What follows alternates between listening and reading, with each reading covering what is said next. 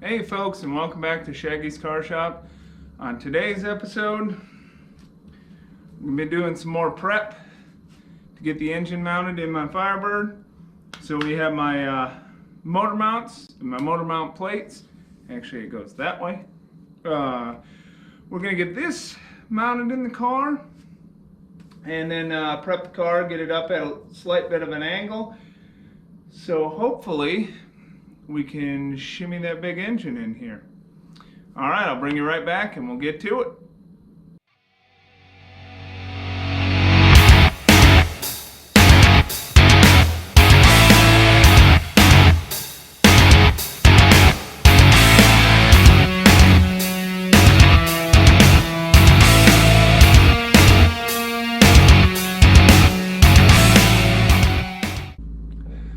Alright folks, so as what you have is the original mounting holes for the original motor mounts. Now as what I did is I took lovely steel plate, copied the bolt pattern, and then I used a Cadillac motor mount mounted on there. And then I just measured how far up I wanted my engine sitting, tacked it in, and then pulled it all apart and welded it up real good, so it shouldn't go anywhere. Now, the trick to these are, you get that in there, I'll get my 3 bolts in, and then I gotta figure out how to get to those nuts on the bottom side. So what I have to mount these are some grade 8, and this is just a 3/8 by 16 flange head bolt. And I think this one's like 1.5 inches because the metal's slightly thicker up here and 1.25 inches down on the bottom one. So get those, or get one started anyway. Get it in there.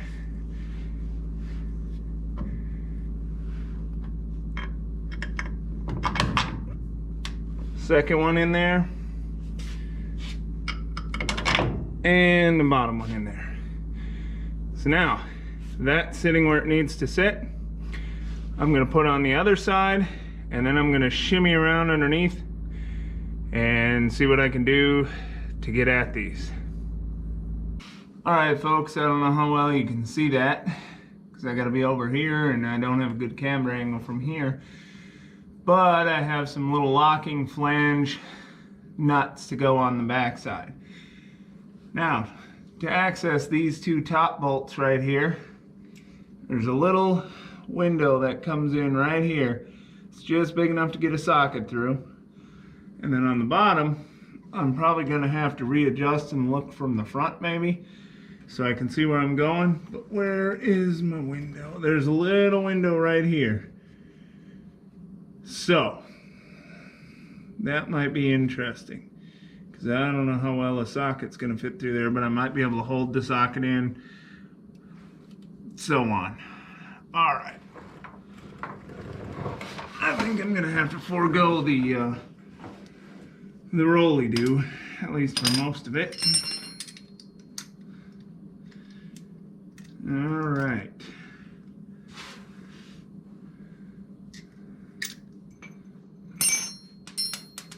Come on. This would be so much easier on a lift.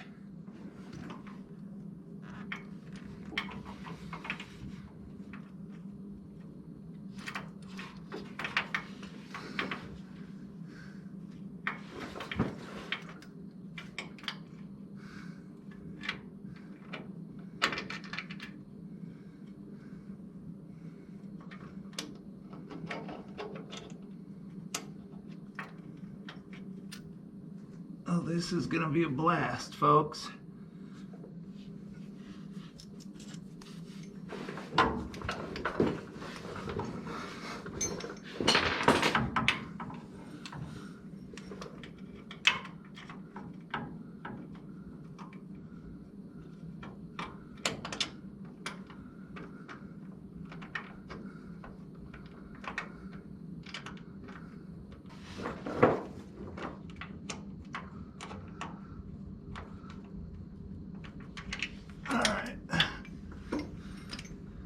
So that one started.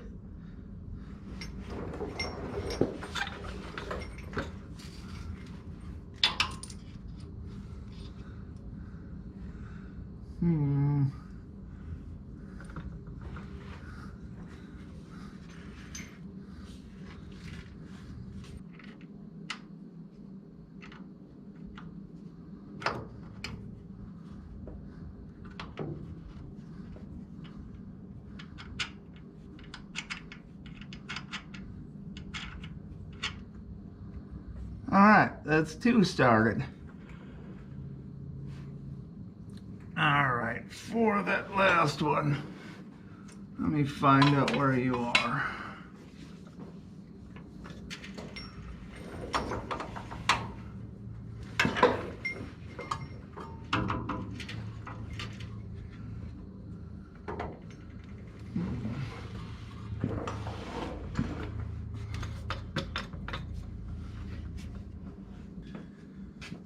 All right, folks, I got 2 of them started. Struggling a little bit with that third one, but I am going to shut you off before I start saying some words that I can't air on YouTube. And get these all tightened down. Now they're a 3/8 bolt, so I checked torque specs, not book torque specs, but just 3/8 bolt, coarse thread, and I think you can torque them to 44, so that's what I'm going to do. 44 foot-pounds, and then this should be good. And then once I get these tightened down and torqued, I will bring you all back and I'll go over what's next. All right, folks, it's been actually a couple hours of fighting with them bolts. I had to remove grease zerks on the bottom ones, way down there on the underside for my lower control arms, and yeah, fight with them. But I got them in there. They're in there solid, torqued down, ready to go. Now, if you notice how low the car is, I enabled my air ride suspension. Just kidding. So, I'll give you a little heads up on what I'm doing. So right now I have the back jacked up a little bit. I'm going to jack it up more. And, well, the passenger side tire goes flat, but I let all the air out of the driver's side one just to lower that front end as low as I can get it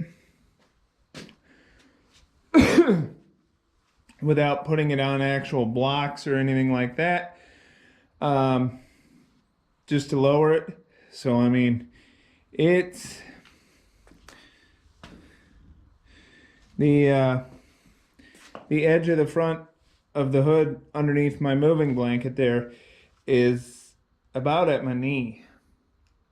So it's got a pretty good rake to it right now, and it's going to get more. But the goal with that is lift up the back and lower the front so I can get an easier angle slipping that engine and transmission in there. Yeah, let's see. Oh,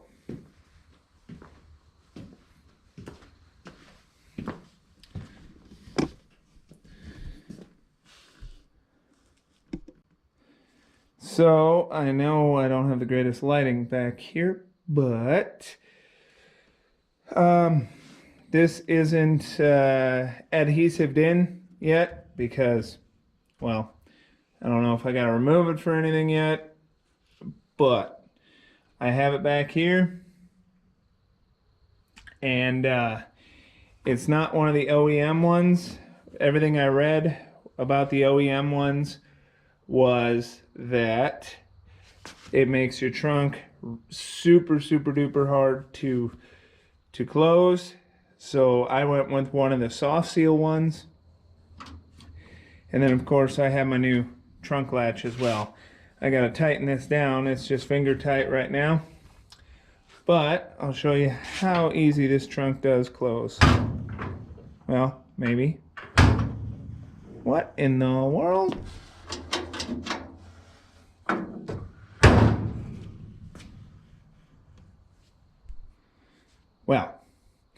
I guess it was trying to prove me wrong, but I didn't slam it that hard. It, yeah, sitting pretty good. All right, folks. I guess that's it for tonight's video. It's getting kind of late. Oof, like midnight late. That took a lot longer than I thought. But yeah, so I have my motor mounts in. So I guess next thing, hopefully, is going to be try and get this engine in there. See how I manage that. I don't know on the transmission if I'm going to remove the stick shift actual mechanism or not. I might remove it and then keep it at an angle and go install it again, potentially, just to help keep from dragging. But I think I'll have enough room. It's gonna be interesting though. That's all I gotta say. It's gonna be interesting. But again, that's all I got for tonight. Please don't forget to like and subscribe, and we'll catch you on the next one. Thank you.